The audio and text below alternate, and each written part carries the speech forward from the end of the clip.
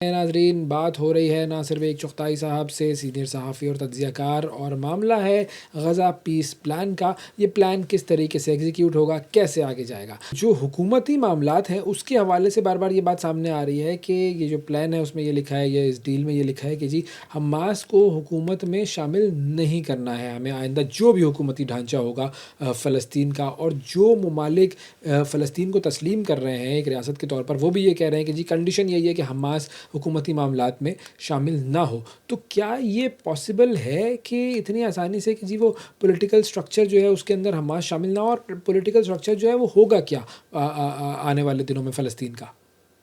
دیکھیں، حماس خود کہہ چکی ہے کہ اقتدار میں وہ نہیں آئے گی، اب وہ حکومت میں شامل نہیں ہوگی۔ یہ معاہدے سے پہلے کی بات ہے، وہ ڈکلیئر کر چکے ہیں ہمارا کوئی تعلق نہیں معاہدے سے، ہم مسلح بھی نہیں رہیں گے۔ چلیں، دونوں آپشن دے دیے اس نے آپ کو، لیکن جو اس کا اثر ہے انتخابات پر وہ تو رہے گا نا۔ جو اس کے نمائندے ہیں، آپ نشان واپس لے لیں، مجھے اعتراض نہیں ہے، لیکن کسی اور نشان پہ آ جائیں گے، کسی اور طریقے سے آ جائیں گے وہ، تو ان کا اثر تو غزہ میں تو ان کا اثر رہے گا۔ غزہ سے آپ ان کا اثر ختم نہیں کر سکتے۔ جب بھی انتخابات ہوں گے، آپ کہہ رہے ہیں کیا کہہ رہے ہیں، دیکھیں پی ایل او کو صاف ستھرا کر کے لائیں گے، پی ایل او میں ریفارمز کر کے لائیں گے ہم۔ پی ایل او پر اپنے الزامات ہیں، آئی نو، کرپشن کے الزامات ہیں وغیرہ وغیرہ، تو اسرائیل پی ایل او کو ریفارم کر کے غزہ واپس لے کر آئے گا، غزہ سے لائے گا کہ وہ حماس کا توڑ کر سکے۔ لیکن غزہ میں حماس کا سائیکولوجیکل توڑ بہت مشکل ہے میرا خیال ہے، اور اب تو اور مشکل ہو گیا ہے اس معاہدے کے بعد، کیونکہ اب اس کو خاصی جگہ مل گئی ہے، خاصا اسپیس مل گیا ہے۔ اس کے کہنے پر وہ نیا باؤنڈری طے ہوئی جہاں تک جانا ہے اسرائیل کو واپس، پھر اگلی باؤنڈری طے ہوئی، پھر اس کے بعد کی باؤنڈری۔ اس کے کہنے پر عرب مسلم ممالک کی سیکورٹی فورس بنے گی جو کام کرے گی۔ اس کے کہنے پر اسرائیلی فورس ٹاسک فورس میں شامل نہیں ہوگی، نہ امریکی ہوں گے، وہ مسلم ممالک ہوں یا خود فلسطینی ہوں گے، 200 افراد کی ٹاسک فورس ہے وہ ہوں گے۔ اور میرا خیال ہے کہ ہمارے عزیز ٹونی بلیئر، سر ٹونی بلیئر، جس کو ہم عراق کے بارے میں کچھ اور بھی کہتے ہیں، وہ شامل شاید نہ ہوں۔ ان کے بارے میں بہت شدید ریئیکشن گیا ہے پورے مڈل ایسٹ سے پریزیڈنٹ ٹرمپ کو، کہ شاید وہ شامل نہ ہو۔ اچھا، ایک چیز جس پر میں ابھی تک اپنے آپ کو کنونس نہیں کر پا رہا ہوں کہ اسرائیل کے حوالے سے ہم یہ دیکھتے ہیں اس کی ایک پوری ہسٹری ہے کہ کس طریقے سے وہ ہمیشہ جنگ بندی کے جو معاملات ہیں ان میں رکھنے ڈالتا رہا ہے، جو پیس پروسیس ہے اس کو خراب کرتا رہا ہے، جتنی مرتبہ جنگ بندی ہوئی ہے اس نے ہی وائلیٹ کیا ہے تمام جنگ بندی کے رولز کو، نیگوشیٹرز کو وہ مارتا رہا ہے، اس نے قطر پر حملہ کیا، اس کے علاوہ بھی مطلب کئی ممالک پر اس نے حملہ کیا، نیگوسیشنز کے دوران حملہ کیا۔ تو ایک طرف نتن یاہو ہے اور دوسری طرف ڈونلڈ ٹرمپ ہے جو کہ جھوٹ بولنے کا بادشاہ ہے۔ تو کیا ان دونوں پر ٹرسٹ کیا جا سکتا ہے؟ اب سوچیں، جب وہ دوحہ میں اس نے مارا میزائل ٹوکل مسٹر علیہ، خلیل علیہ، وہ بچ گیا وہ، اور بچ کے وہ کہاں نمودار ہوئے؟ مصر میں مذاکرات کے ہیڈ پر۔ تو کیا فیل ہوا ہوگا اسرائیل کو، اور کیا فیل ہوا ہوگا اور ملکوں کو جو اسرائیل کا ساتھ دے رہے تھے؟ اور وہ مذاکرات کار تھا، مذاکرات کر رہے تھے وہ اسرائیل سے، اور انہی کی تمام شرائط تھی جو امینڈمنٹ ہوئی ہیں۔ تو اب صورت یہ ہے کہ اسرائیل پر تو آپ اعتماد کر ہی نہیں سکتے۔ ہسٹری بتاتی ہے نا آپ کو، کیمپ ڈیوڈ سے اگر آپ شروع کر جائیں، اب اسکپ کر جائیں بیچ کے چھوٹے چھوٹے معاہدے، اور پہنچے اوسلو ایکارڈ تک، تو سارے ایکارڈ اسرائیل نے توڑے۔ غزہ کی جو باؤنڈری تھی وہاں سے چاند ماری بچوں پر اسرائیلی فوج کرتی تھی، روزانہ 10 بچے مرتے تھے، فٹ بال کھیل رہے ہیں، کرکٹ کھیل رہے ہیں، اور گیمز کھیل رہے ہیں، وہ یا پتھر مار رہے ہیں، کھیل رہے ہیں پتھر مار رہے ہیں، اور ان کو چاند ماری کر کے ٹارگٹ کر کے نشانہ بناتی تھی۔ یہ سب اس کے بعد شروع ہوا ہے۔ تو 10 سے 25 بچے روزانہ شہید ہو رہے تھے، جس کے بعد حماس نے اٹیک کیا، جو تاریخی اٹیک ہے میرا خیال ہے، ایسا کبھی نہیں ہوا کہ اڑن تشتریاں آئیں اور وہ اس طرح کر جائیں. وہ ڈرون بھی نہیں تھے، وہ کچھ اور ہی چیز تھی وہ. تو میرا خیال ہے کہ ٹرمپ صاحب چاہتے ہیں کہ ان پر اعتبار کیا جائے، اور وہ کوشش کر رہے ہیں ایسے اقدامات کرنے کی.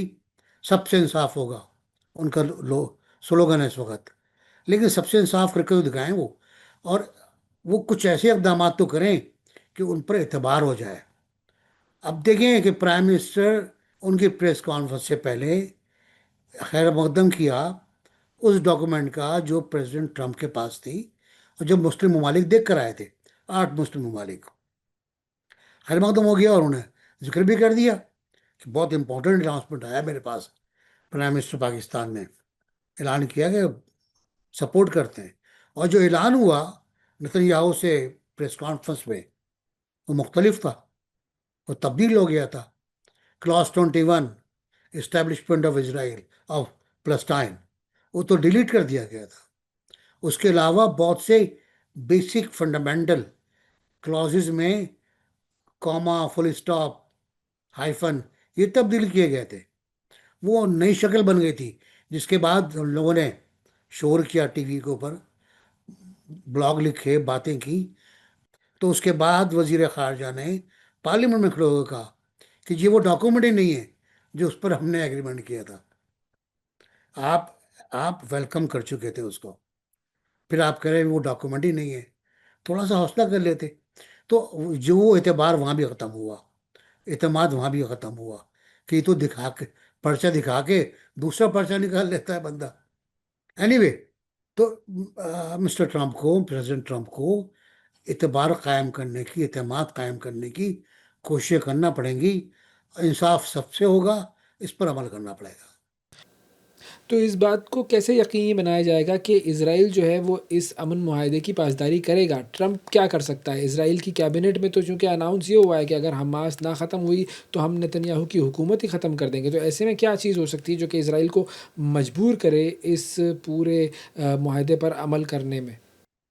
رات کو میں ایک دوست سے بات ہو رہی تھی، امریکہ میں جیو ہیں، وہ بہت اچھے، بلکہ جیو کانگریس کے بڑے اچھے ورکر ہیں. وہ مشرف صاحب کا جو ایڈریس ہوا تھا جیو کانگریس سے، انہوں نے کروایا تھا. وہ بتا رہے تھے نتن یاہو کی جو اپروول ریٹنگ ہے، ہم کہتے ہیں نا اتنے لوگ کی حمایت کرتے ہیں، وہ -70% ہے. یعنی 30% ان کے حامی ہیں، اور 70% جیوز جن کا تعلق حکمراں پارٹی سے ہے، وہ ان کے خلاف ہے. 90% اسرائیلی جو اسرائیل میں رہتے ہیں وہ ان کے خلاف ہیں. 65% اسرائیلی جو اسرائیل سے باہر ہیں وہ ان کے خلاف ہیں. تو انتخابات میں جانے سے بچنے کے لیے نتن یاہو نے یہ حملہ کیا تھا غزہ پر، کہ یہ جنگ کو ایکسٹینڈ کرتے رہیں گے، ان کا ٹینیور بڑھتا رہے گا، انتخابات دور ہوتے رہیں گے. ان پر ایک کیس ہے کرپشن کا، اس پہ عدالت میں پیش ہونا تھا. تو عدالت سے یہ کہہ کر رخصت لی گئی کہ پرائم منسٹر جنگ میں ملوث ہے، مصروف ہیں، ان کو نہ بلائیں. آپ جب جنگ ختم ہوگی دیکھیں گے، تب جنگ ختم ہو رہی ہے. اور اس کیس پہ کہتے ہیں کہ یہ ان کی اہلیہ دونوں پکے ملزم ہیں، پکے مجرم ہیں، اور سزا ہوگی ان کو. انتخابات ہوئے تو یہ ہار جائیں گے.